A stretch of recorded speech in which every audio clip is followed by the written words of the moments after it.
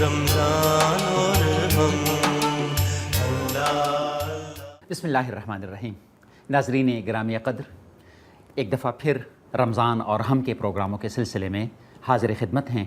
میرے ساتھ حسب معمول پروگرام کے مہمان گرامی قدر محترم جاوید احمد غامدی موجود ہیں۔ غامدی صاحب، میں وقت کو ضائع کیے بغیر آپ کی خدمت میں سوال پیش کرتا ہوں۔ قرآن مجید میں سورہ بقرہ میں آیت نمبر 183 سے لے کر 187 تک یہ جو بات کہی گئی ہے، اس پر پچھلے پروگرام میں ہم نے کچھ تھوڑی سی ڈسکشن کر لی تھی۔ اب میں آپ سے یہ پوچھنا چاہتا ہوں کہ پروردگار نے اس کے لیے رمضان کا یہ مہینہ ہی کیوں مخصوص کیا؟ کیا اس کی خاص خصوصیت تھی جس کی وجہ سے اس کو اس عبادت کے لیے خاص کر دیا گیا؟ اس کا جواب خود قرآن مجید نے دے دیا ہے۔ قرآن مجید کی بلاغت کا ایک بڑا غیر معمولی پہلو یہ ہے کہ وہ جس وقت کسی چیز کو بیان کرتا ہے، بلاغت کا مطلب کمپریہنشن، یعنی جیسے وہ بات پہنچاتا ہے، جس طرح دل میں اتارنا چاہتا ہے، اور جس خوبصورتی کے ساتھ وہ اس کو بیان کرتا ہے۔ یعنی ایک پہلو تو یہ ہوتا ہے نا کہ آپ نے لفظ کیا استعمال کیا، اس کی خوبی کیا ہے، یہ فصاحت ہے، اور ایک یہ کہ بات آپ نے کس طریقے سے ادا کی کہ وہ پہنچ گئی دوسرے تک۔ تو قرآن مجید جب بات بیان کرتا ہے تو وہ عام طور پر یہ واضح کر دیتا ہے کہ وہ کوئی حکم دے رہا ہے، کوئی فیصلہ کر رہا ہے، اللہ تعالیٰ کا کوئی قاعدہ بیان کر رہا ہے، اس کی وجہ کیا ہے، اس کا سبب کیا ہے۔ تو دیکھیے وہاں الفاظ یہ ہیں کہ شہر رمضان الذی انزل فیہ القرآن، جی بالکل، یعنی یہ رمضان کا مہینہ ہے جس میں قرآن نازل کیا گیا۔ اچھا، قرآن مجید کے نزول کے مہینے کو اس کے لیے خاص کر دیا گیا۔ اس کو آپ اس طرح سے سمجھ لیجئے کہ اب ایک عبادت ہم پر لازم کرنی ہے۔ ٹھیک، اللہ تعالیٰ ایک قانون بنا رہے ہیں کہ لوگوں کو روزے کی عبادت کرنی ہے۔ روزے کی عبادت کے لیے جو مدت مقرر کی گئی وہ 29 دن کی مقرر کر دی گئی۔ 29 دن کے روزوں کی یہ تربیت گاہ جو کم و بیش 720 گھنٹے کی بن جاتی ہے، یہ تربیت گاہ کس مہینے میں منعقد کی جائے؟ یعنی ایک مہینے کا فیصلہ ہو گیا ہے کہ کم سے کم ایک مہینے کے روزے سال میں رکھنے چاہیے، یہ لازم کیا جائے۔ کس مہینے کا انتخاب کیا جائے؟ تو اللہ تعالیٰ کہتے ہیں کہ پھر اس مہینے کا انتخاب کیا گیا جس میں قرآن نازل ہوا ہے۔ تو جو دنیا ہے اس کو سمجھنے، جاننے، اس کے قوانین کا مطالعہ کرنے میں تو ہمیں بڑی کامیابی ہوئی ہے، لیکن اس کے باہمی ربط کو نفس اور مادے میں تلاش کر لینے میں آخری درجے کی ناکامی ہوئی۔ بالکل صحیح ہے۔ اس میں قرآن مجید ہمارے لیے عقل انسانی کی رہنمائی کا سب سے بڑا ذریعہ ہے۔ اور یہ جو ذریعہ ہے یہ کیا کرتا ہے؟ یہ انسان کو تقویٰ سکھاتا ہے۔ اچھا، یعنی انسان کے نفس کے اندر دو صلاحیتیں ہیں، فجور اور تقویٰ۔ حدود آشنائی اختیار کر لینا، یعنی انسان اپنی جبلتوں کو پابند کر کے نظم و ضبط میں لے آنے کی صلاحیت بھی رکھتا ہے۔ اب روزے کا مقصد دیکھیے کیا بیان ہوا ہے، وہ جو پہلی آیت ہے اس میں بیان کیا گیا ہے کہ روزہ تم پر اس لیے فرض کیا گیا تمہارے اندر تقویٰ پیدا ہو جائے۔ قرآن جس چیز کی دعوت دیتا ہے وہ کیا چیز ہے کہ تمہارے اندر تقویٰ پیدا ہو جائے۔ تو وہ کتاب جو اصل میں تقوی کی دعوت دیتی ہے، تقویٰ پیدا کرنے کے لیے انسان کو حدود بتاتی ہے، وہ جس مہینے میں نازل ہوئی، اس مہینے کو روزوں کے لیے خاص کر دیا گیا۔ قرآن مجید کہتا ہے کہ قرآن مجید کو لیلۃ القدر میں نازل کیا گیا، پھر کہا جاتا ہے کہ اس کو رمضان میں نازل کیا گیا، اور یہ تو ہم جانتے ہیں کہ وہ 23 برس میں نازل کیا گیا۔ تو ان تینوں چیزوں کو آپس میں کیسے ہم آہنگ کیا جائے؟ کیا ان کا آپس میں رشتہ ہے؟ دیکھیے بات یہ ہے کہ قرآن مجید کا نزول چونکہ ایک بڑا غیر معمولی واقعہ ہے انسانیت کا، تو اس کو جب ابتدا کیا جائے گا تو اس ابتدا ہی میں اصل میں اس کے نزول کا فیصلہ ہو گیا۔ اچھا، قرآن کا نزول شروع ہو گیا، اس مہینے سے اس کی ابتدا ہو گئی۔ اس کے بعد پھر وہ 22-23 سال کے عرصے کے دوران میں بتدریج نازل ہوتا رہا، لیکن ابتدا ہوئی لیلۃ القدر میں، جو فیصلوں کی ایک خاص رات اللہ نے مقرر جو رمضان میں تھی، جو رمضان میں تھی۔ اچھا، تو رمضان کا مہینہ تھا، اس مہینے ہی کو منتخب کر لیا گیا کہ اب جب ایک مہینے کے روزے لوگوں پر فرض کرنے ہیں تو اسی مہینے وہ رکھ لیں۔ اس کا مطلب یہ ہے غامدی صاحب کہ روزے کا اور قرآن مجید کا آپس میں بہت گہرا تعلق ہے۔ تو اس تعلق کے حوالے سے اگر ہم مزید آگے بڑھیں تو ہمیں کیا ثابت ہوتا ہے کہ حضور علیہ الصلوۃ والسلام اور صحابہ کرام رمضان کے مہینے میں قرآن مجید کے ساتھ کس طرح کا ایک تعلق رکھا کرتے تھے؟ میری مراد اس سے یہ ہے کہ باقی مہینوں میں بھی تو ہمیں یہ تعلق رکھنا چاہیے، مگر اس میں تو ہم کمزور پڑ جاتے ہیں۔ تو اس مہینے میں ہم کیا کریں کہ قرآن مجید کے ساتھ ہمارا ایک زندہ تعلق پیدا ہو جائے؟ رسالت مآب صلی اللہ علیہ وسلم نے اس کو بیان کر دیا ہے اور یہ بتایا ہے کہ جو آدمی رمضان میں روزے رکھتا ہے، دن کا وقت روزے کا ہے، من صام رمضان، اور پھر اس کے بالکل مقابل میں کہا ہے من قام رمضان، یعنی ایک روزہ رکھنا ہے اور دوسرے نماز کے لیے کھڑا ہونا ہے۔ اور نماز میں جو طول رسالت مآب صلی اللہ علیہ وسلم کے آپ کو نظر آئے گا وہ اصل میں تلاوت قرآن کی وجہ سے۔ تو حضور خود بھی قرآن پڑھتے تھے، صحابہ کرام کو بھی اس کی ترغیب دیتے تھے۔ یہ گویا قرآن کے ساتھ خصوصی تعلق کا مہینہ بن گیا۔ اچھا، پھر قرآن نے جو وجہ بیان کر دی کہ رمضان کے مہینے میں قرآن نازل ہوا اس لیے اس کو روزوں کا مہینہ قرار دیا گیا ہے، یہ خود اس بات کا اشارہ ہے کہ اس میں قرآن سے ایک زندہ تعلق قائم کیا جائے۔ جس چیز کو آپ اپنے اندر پیدا کرنا چاہتے ہیں، جو کتاب اس کی دعوت دیتی ہے، اس کو زیادہ سے زیادہ پڑھا جائے۔ تو قرآن مجید کی اب تو ہمارے ہاں تلاوت اصل میں ثواب اور اجر حاصل کرنے کا ایک ذریعہ ہے، اس سے زیادہ کچھ نہیں۔ یعنی اس کو سمجھنا ہے، اس کو جاننا ہے، اس کے اندر اترنا ہے، اس پر غور کرنا ہے، اس پر تدبر کرنا ہے، یہ مسئلہ نہیں ہے۔ ہم تو اصل میں اجر و ثواب کے لیے قرآن سن لیا، قرآن پڑھ لیا، لیکن صحابہ کرام اور رسالت مآب صلی اللہ علیہ وسلم کا معاملہ یہ نہیں تھا۔ ان کے لیے قرآن ایک زندہ کتاب تھی۔ رسالت مآب صلی اللہ علیہ وسلم کے قرآن پڑھنے کا جو ذکر روایتوں میں آتا ہے تو وہ دیکھیے کیا ہے، یعنی عذاب کی آیت آئی تو پناہ مانگتے تھے، رحمت کی آیت آئی تو اللہ کا شکر ادا کرتے تھے، کوئی خاص سوال کیا گیا تو اس کا جواب دیتے تھے۔ یعنی آپ نے سنا ہوگا اکثر و بیشتر کہ جب یہ کہا جاتا ہے الیس اللہ بأحکم الحاکمین، تو اس کے جواب میں کچھ جملے بولے جاتے تھے۔ بالکل صحیح۔ تو اس طرح سے ایک زندہ تعلق، یعنی گویا قرآن کے ساتھ آپ کا مکالمہ ہو رہا ہے، بالکل خدا بات کر رہا ہے، آپ بھی جواب دے رہے ہیں۔ یہ حضور کا طریقہ تھا۔ یہ جو آپ نے دیکھا ہوگا سجدہ کیا جاتا ہے بعض اوقات، قرآن مجید میں سجدہ آ گیا، آیت سجدہ آ گیا، یہ کیا چیز ہے؟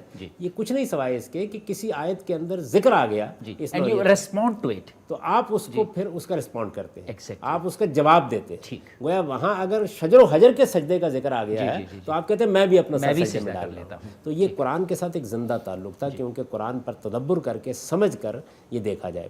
سارے سال میں یہ تعلق پیدا ہونا چاہیے، لیکن رمضان کے مہینے میں اس کا خصوصی اہتمام ہو جاتا تھا۔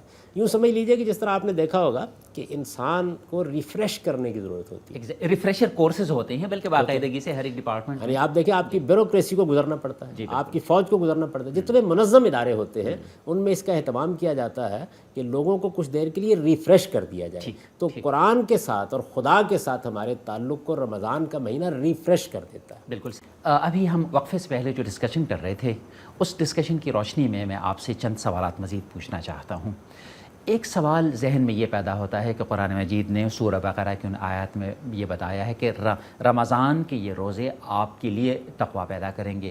پھر ہم یہ بھی جانتے ہیں کہ قرآن مجید بھی تقویٰ پیدا کرنے کا سب سے بڑا ذریعہ ہے۔ تو یہ رمضان کا مہینہ اور یہ روزے کیسے تقویٰ پیدا کرتے ہیں؟ قرآن تو ایک کتاب ہے، جی، کتاب آپ کے اندر تقویٰ پیدا نہیں کر دے گی، جی، تقویٰ کیا ہے یہ بتائے گی۔ جی، بلکہ اگر ناظرین کے لیے تقویٰ کے لفظ کو ذرا مزید اس کی وضاحت کر دیں تو بہتر رہے گا۔ بچ کے رہنا، بچ کے رہنا، ڈر کے رہنا، اچھا، متنبہ ہو کے رہنا، جی، خبردار ہو کے رہنا، اچھا، ہوشیار ہو کے رہنا۔ اگر میں کہوں ویجیلنٹ ہو کر رہنا، جی بالکل، تو یہ ٹھیک رہے گا۔ حدود کے بارے میں ایک تنبہ ہوتا ہے نا آپ کے اندر، جی بالکل، کہ میں کہیں گر نہ جاؤں، ایگزیکٹلی، جی۔ کہیں میں پھسل نہ جاؤں۔ رمضان کے یہ روزے کیسے تقویٰ پیدا کرتے ہیں؟ تقوی کا سب سے بڑا پہلو کیا ہوتا ہے؟ جی، وہ یہ ہوتا ہے کہ آپ کو دنیوی زندگی کے اندر قدم قدم پر یہ سابقہ پیش آئے گا کہ آپ کا جو وجود ہے وہ آپ سے کچھ جبلی تقاضے کرے گا۔ ٹھیک، انسان کے اندر کچھ تو جبلی تقاضے، انسٹنکچول، جو انسان، آپ کی یعنی انسٹنکٹس آپ ہیں، کو کچھ کھانا ہے، آپ کو کچھ پینا کھانا، آپ کی انسٹنکٹس جو ہیں ایگزیکٹلی، وہ اتنی زور آور ہیں کہ آپ ان کے تقاضوں کا مقابلہ نہیں کر سکتے۔ ٹھیک، ٹھیک، جنس کی جبلت ہے، جی، کھانے پینے کی جبلت ہے، اسی طریقے سے آپ کے اندر بعض اور چیزیں دی گئی ہیں، غصہ ہے، نفرت ہے، محبت ہے، یہ بھی آپ کے ہیں، خواہشات کی ایک پوری دنیا ہے۔ یعنی انسان اگر کھا کر ہی مطمئن ہو جاتا تب بھی تھا نہیں، وہ تو تنوع چاہتا ہے، جدت چاہتا ہے، آگے بڑھنا چاہتا ہے۔ ایک ہی کھانا تو نہیں کھانا چاہتا، جیسے کہا ہے نا کہ جستجو کے خوب سے ہے خوب تر کہاں، اب دیکھیے ٹھہرتی ہے جا کر نظر کہاں۔ تو انسان ایک جگہ رکنے کے لیے تیار نہیں ہوتا، آگے بڑھنا چاہتا ہے، اس کے اندر ایک تجسس ہے، نہ علم میں ایک جگہ کھڑا ہونا چاہتا ہے، نہ عمل میں ایک جگہ کھڑا ہونا چاہتا ہے۔ یہ چونکہ انسان کے اندر یہ چیز پائی جاتی ہے تو ان تمام چیزوں کو کسی قاعدے ضابطے میں اس کو رکھنے کی ضرورت پڑتی ہے۔ بالکل ٹھیک، یعنی یہ ساری چیزیں جتنی ہیں یہ اس بات کا تقاضا کرتی ہیں کہ ان کو وہ کسی قاعدے ضابطے میں رکھے، کہ ان کے اندر تمہیں ذمہ دار رہنا ہے۔ یہ جو قاعدہ ضابطہ ہے اصل میں یہی اطاعت ہے۔ اچھا، یعنی خدا آپ سے کیا چاہے گا؟ عام زندگی کے اندر کچھ بھی نہیں چاہے گا، صرف یہ کہ آپ کی جبلتوں پر آپ کے ارادے کو حکومت کرنی چاہیے۔ ارادہ جبلتوں کے نیچے دب کے مردہ بھی ہو سکتا ہے۔ میں آپ کے اس فکر کو ذرا آسان طریقے سے بیان کر دیتا ہوں کہ آپ کے انسٹنکٹس جو ہیں وہ آپ کی ذمہ داری کے تابع ہونے چاہیے۔ آپ کو انسٹنکٹس کو کھلا نہیں چھوڑنا، آپ کو ان کو حدود کے اندر رکھنا ہے کہ نہیں میں یوں کروں گا اور یوں نہیں کروں گا، انسٹنکٹس کو ان طریقوں سے گریٹیفائی اور سیٹسفائی کروں گا اور فلاں طریقوں سے میں اس کو سیٹسفائی نہیں کروں گا، میں ان کو شتر بے مہار نہیں چھوڑوں گا۔ ارادہ کیا چیز ہے؟ جی، ارادہ اصل میں آپ کے اندر خدا کی دی ہوئی وہ عظیم نعمت ہے کہ جس کے پیچھے عقلی تقاضے ہوتے ہیں۔ خواہش کہہ رہی ہوتی ہے کہ یہ کرو اور عقل کہہ رہی ہوتی ہے کہ نہ کرو۔ जबिल्लत ज़ोर कर रही होती है कि मेरे तकाज़ों को पूरा करो, जी बिल्कुल, लेकिन ये महसूस करते हैं आप कि इसको पूरा करने के नतीजे में तो किसी अखलाकी उसूल को पामाल करना पड़ेगा। जी बिल्कुल, देखिए ना, एक आदमी को ज़रूरत पड़ गई है पैसों की, जी डाका डालने का अंदर से तकाजा उठ खड़ा हुआ है। ठीक, जबिल्लत तो चाहेगी ना उसको पूरा कर दिया जाए। चोरी करने का तकाजा पैदा हो सकता है, बदकारी करने का तकाजा पैदा हो सकता है। इस मौके के ऊपर आपकी अकल आपकी रहनुमाई करने के लिए आती है, वो इरादा पैदा करती है। ये इरादा है जो असल में इंसान का असली हुस्न है। अच्छा, ये इरादा हुकूमत करेगा आपकी इंस्टिंक्ट्स पर या उनके नीचे दब के मर जाएगा। इस इरादे को मुहकम करना, मजबूत करना और अकली तकाज़ों के मुताबिक ज़िंदगी बसर करना, यही असल में वो चीज़ है जिसके लिए खुदा हुक्म देता है। खुदा का हुक्म असल में कोई ऐसी चीज़ नहीं है कि वो ऊपर से आएगा और आपसे उसका कोई ताल्लुक़ नहीं है। नहीं, वही आपकी ख्वाहिशें, वही आपकी जबिल्लतें, वही आपके जज्बात, वही आपके एहसासात, उन्हीं के अंदर अकली तकाज़ों के मुताबिक ज़िंदगी बसर करना, ये खुदा की इताअत होगी। यानी दीन उनको चैनलाइज कर देता उनको है चैनलाइज कर कि देगा। आपको इसको एक चैनल, एक तरीके से आपको इनको पूरा करना तो है। ये इताअत हुई। इस इताअत की आपको तरबियत देनी है। जी, तो ये जब आपको ये तरबियत देनी है तो इसी को तकवा पैदा करना कहा जाएगा। जी, यानी खुदा आपसे चाहेगा क्या कि इन तमाम जबिल्लतों के तकाज़ों के अंदर, अपनी ख्वाहिशात, अपनी रग़बतों के अंदर तुम अपने इरादे को मुहकम करो और उसके मुताबिक ज़िंदगी बसर करो। ये जैसे ही आपसे ये तकाज़ा किया जाता है तो इसी को तकवे से ताबीर किया जाता है। अब ये देखिए कि इसको रोज़ा कैसे पैदा करता है। खुदा के हुक्म को मानना है ना, इंसान इसको भूल जाता है। जी, क्या किया गया है? बहुत ही नफ्सियाती तरीका इख्तियार किया गया। आपकी दो गैर मामूली जबिल्लतें पकड़ ली गई। बिल्कुल सही है। यानी ख्वाहिश भी बाज़ औक़ात हो सकता है 10 दिन पैदा ना हो, जज्बा भी मुमकिन है, मोहब्बत और नफ़रत का जज्बा ना नमूदार हो। बिल्कुल सही। यानी वो खारिज से कोई चीज़ें आती हैं तो मोहब्बत के जज्बे को अंगेख्त करती हैं, नफ़रत के जज्बे को अंगेख्त करती हैं। जज्बात मौखर हो सकते हैं, लेकिन भूख मौखर हो सकती है, कितनी कर लेंगे। सवाल ही पैदा नहीं, प्यास मौखर हो सकती है, कितनी कर लेंगे। जिनसी दाइयात जो है ये भी जिस वक्त जोर करते हैं, और आप जानते हैं इस बात को कि उनके अंदर भी कुछ मादी चीज़ें होती हैं जो आपके जिस्मानी वजूद के अंदर जोर करती हैं। एग्जैक्टली। और फिर उसके बाद उसका ज़हूर इंसान के अंदर हार्मोन्स होते हैं, वो पैदा जो हो जाते हार्मोन्स उसको मजबूर करते हैं, और उसके अंदर एक केमिकल्स होती हैं जो उसको मजबूर करती हैं कि इस वक्त में खाना है, इस वक्त में पीना है। इन तमाम चीज़ों पर आपको कंट्रोल हासिल हर करना चीज़ है। की एक मुद्दत है। एग्जैक्टली, यानी अगर आप ये देखें तो हमारे न खाने की भी एक मुद्दत है। बिल्कुल यानी हम कितनी देर बर्दाश्त कर लेंगे, कुछ घंटे हैं ना। जी, पीने की भी 36 घंटे प्यास बर्दाश्त कर लेंगे, 24 घंटे भूख बर्दाश्त कर लेंगे। जिनसी जबिल्लत को 72 घंटे के करीब आप यानी नहीं महसूस करेंगे अपने अंदर। कांति साहब, हम लाइफ विथ कंट्रोल की बात कर रहे थे, और हम बात ये कर रहे थे कि हमें ग्रेटिफाई करना है तमाम इंस्टिंक्ट्स को, लेकिन हमें उनको चैनलाइज करना है। हमें डिलेड ग्रेटिफिकेशन, इसके लिए एक लफ्ज़ साइकोलॉजी में इस्तेमाल किया जाता है, तो आप उसकी वजाहत कर रहे थे। या वो बहस यहाँ से पैदा हुई थी ना कि रोज़ा तकवा कैसे पैदा करता है। तो आप ये देखिए कि जो हकीमाना तरीका इख्तियार किया गया वो ये है कि जो सबसे ज़्यादा कवी जबिल्लतें हैं आपकी, उन पर पाबंदी लगा दी। जो सबसे मजबूत, सबसे जोरावर, यानी जिनके बारे में ये वाजे है कि वक्त जैसे जैसे गुजरेगा, यानी आपने तुलुए फजर से रोज़ा शुरू किया, जैसे जैसे वक्त गुजरेगा वो अंदर से ज़ोर करेंगी। जी बिल्कुल। अब ये जिस वक्त अंदर से ज़ोर करेंगी तो आप या तो उनकी तस्कीन का सामान कर देंगे या रोकेंगे। बिल्कुल। जिस वक्त आप रोकेंगे तो किस एहसास के साथ रोकेंगे? खुदा का हुक्म है। बिल्कुल सही। तो इसका मतलब ये है कि खुदा का हुक्म है और मुझे खुदा की इताअत करनी है। ये कुछ घंटों के बाद आपके जहन, आपके शऊर, आपकी नफ्सियात का सबसे बड़ा मसला बन जाए। बिल्कुल ठीक। आप देखें, रोज़ा जैसे ही आगे बढ़ता है और जैसे ही आप रोज़े खोलने के करीब पहुंचना शुरू कर देते हैं तो फिर भूख, प्यास और दूसरी जबिल्लतें वो पूरी कुव्वत से हमलावर होती हैं। तो वो बात कि मैं खुदा का बंदा हूँ, मुझे उसकी इताअत करनी है, जो हम बहुत भूले हुए होते हैं। अब पूरी ताकत से वो इरादा हमारे अंदर नमूदार होता है। अगर वो नमूदार ना हो तो कुछ खा लेंगे। तो असल में ये जो एहसास है, इस एहसास को रोज़ा लाशऊर से उठा के शऊर की आखिरी सतह पर ले जाता है। अच्छा। उसका नतीजा ये निकलता है कि फिर आप खुदा की इताअत के बाकी ज़िंदगी में पाबंद रहेंगे, जिसको तकवे से ताबीर किया गया है। इससे बेहतर कोई चीज़ नहीं हो सकती कि जो आपको इसकी तरबियत दे दे। एक महीने तक 720 घंटे आप ये तरबियत पा लेते हैं, और फिर इसके बाद आपको बाकी ज़िंदगी में क्या करना है, वो असली मकसूद है जिसके लिए तैयार करना है। अब आप दुकान पर बैठे हुए हैं, खुदा का हुक्म है आपको कम नहीं तोलना। अंदर से दाइया तो उठेगा ना, कम तोल के मैं कुछ ज़्यादा नफ़ा कमा सकता हूँ। आपको मिलावट नहीं करनी, आपको झूठ नहीं बोलना, आपको बदयांती नहीं करनी। आप एक सियासी ओहदे पर फायज़ हैं, करोड़ों अरबों रुपए आपकी डिस्क्रिप्शन पर हैं, लेकिन आपको कायदे का पाबंद रहना है। आप ये देखिए ना कि जिन लोगों के अंदर ये तकवा पैदा हुआ, وہ سیاست میں کیسے نمودار ہوا. سیدنا عمر بن عبدالعزیز کے بارے میں کہا جاتا ہے نا کہ چراغ بھی بجھا دیتے تھے کہ میں ایک ذاتی کاغذ پر دستخط کرنے والا ہوں. بالکل صحیح. یہ چیز آپ کے اندر پھر پیدا ہوتی ہے, دکان پر پیدا ہوتی ہے, منڈی میں پیدا ہوتی ہے, بازار میں پیدا ہوتی ہے, دفتر میں پیدا ہوتی ہے, وہ تمام روابط میں پیدا ہوتی ہے. تو اصل میں پوری زندگی کے اندر خدا کی اطاعت پر قائم رہنا آسان کام نہیں ہے. بالکل صحیح. اس کی تربیت آپ کو دے دی جاتی ہے. اچھا, یہاں سے ہمیں ایک اور سوال کا جواب تو مل جاتا ہے, لیکن میں چاہتا ہوں کہ ناظرین کے لیے وہ سوال آپ کے سامنے لے آؤں. بعض اوقات دل میں ایک چھوٹی سی خواہش پیدا ہوتی ہے بہت سارے لوگوں کی کہ یہ رمضان کے مہینے کے بجائے اگر ایسا ہو جاتا کہ 3 مہینوں میں ایک ایک ہفتے کا روزہ رکھ لیا جاتا تو ذرا انسان کے لیے آسان ہوتا. پھر اس طریقے کی بات بھی ہو جاتی ہے کہ جی یہ اگر ایک موسم میں ہوتا, بہار میں ہوتا, خزاں میں ہوتا تو یہ بھی ایک اچھی بات ہوتی. اب یہ سردیوں کے روزے ہیں تو ان کی اور کچھ مصیبتیں ہیں, یعنی مصیبتوں کا لفظ میں ایک لائٹ موڈ میں کہہ رہا ہوں. گرمیوں کے روزے ہیں تو ان کا ایک اور, یعنی میں یہ بھی کہہ سکتا ہوں لطف اور حسن ہے.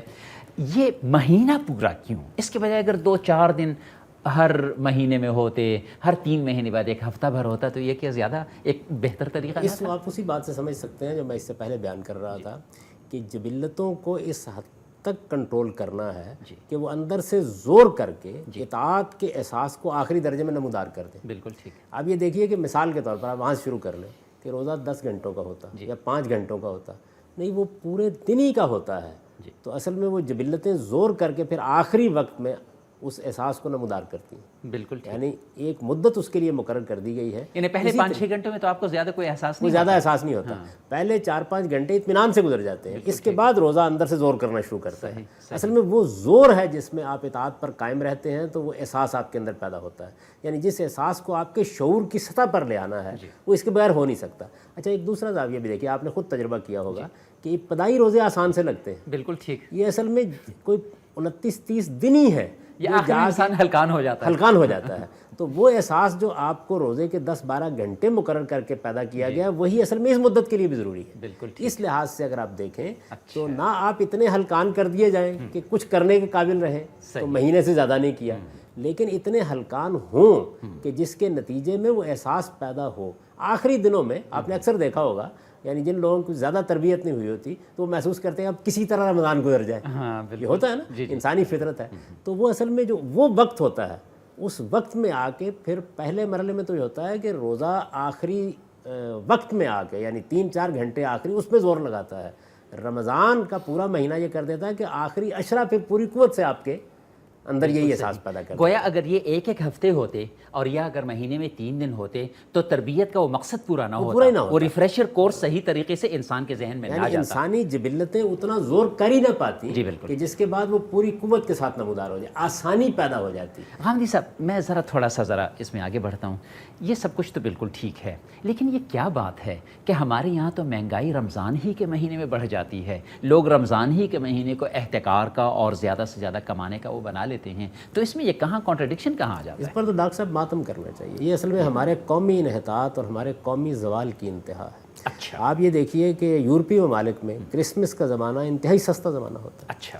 یعنی دکانوں پر آپ کو سستی چیزیں ملنی شروع ہو جاتی ہیں, قیمتیں کم کر دی جاتی ہیں.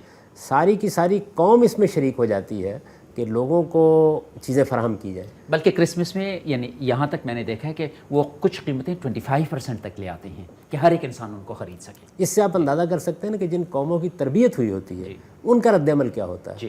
ہمارے ہاں مصیبت یہ ہے کہ پوری کی پوری قوم ایک اخلاقی انحطاط سے دوچار ہے. آپ پہلے سیاست کو دیکھیے, معیشت کو دیکھیے, بازاروں کو دیکھیے, منڈیوں کو دیکھیے, اپنی بیوروکریسی کو دیکھ لیجئے. یہ معلوم ہوتا ہے کہ اخلاقی زوال جب کسی قوم کے اندر پیدا ہوتا ہے تو وہ یہی چیز پیدا کر دیتا ہے. ہونا تو یہ چاہیے تھا کہ سب دکاندار مل کے یہ فیصلہ کرتے کہ رمضان کا مہینہ آ رہا ہے, اس میں لوگوں کو ایک تربیت سے گزرنا ہے, ان کو کھانے پینے میں بھی کچھ زیادہ اہتمام کرنا پڑ جاتا ہے, اس کے اوقات بھی مقرر ہو جاتے ہیں اور بچوں کو بھی روزے رکھانے ہیں. یہ ساری جتنی چیزیں یہ مل کر ایک ایسی فضا پیدا کر دیں کہ آپ کو سستی چیزیں ملنی شروع ہو جاتی. یعنی وہ اپنی منفعت کو ذرا کم کر لیتے ہیں. لیکن جس وقت انسان کی تربیت نہ ہوئی ہو تو وہ خیال کرتے ہیں کہ چونکہ رمضان میں ڈیمانڈ بڑھنی ہے, دیکھیے نا آپ کے ہاں اگر کسی چیز کی بھی طلب بڑھ جاتی ہے تو اس کے نتیجے میں آپ کے لیے نفع کمانے کے مواقع پیدا ہو جاتے ہیں. قامدی صاحب اس کو انشاءاللہ ہم مزید دوسرے پروگراموں میں ایلیبوریٹ کریں گے. ناظرین آج کے پروگرام کا وقت ختم ہو رہا ہے تو انشاءاللہ اگلے پروگرام کے لیے ہم آپ سے اجازت لیتے ہیں. انشاءاللہ اگلے پروگرام میں ہم بہت ساری دوسری تھیوریٹیکل فکری اور پریکٹیکل چیزوں کے ساتھ آپ کے سامنے حاضر ہوں گے. بہت شکریہ. فی امان اللہ.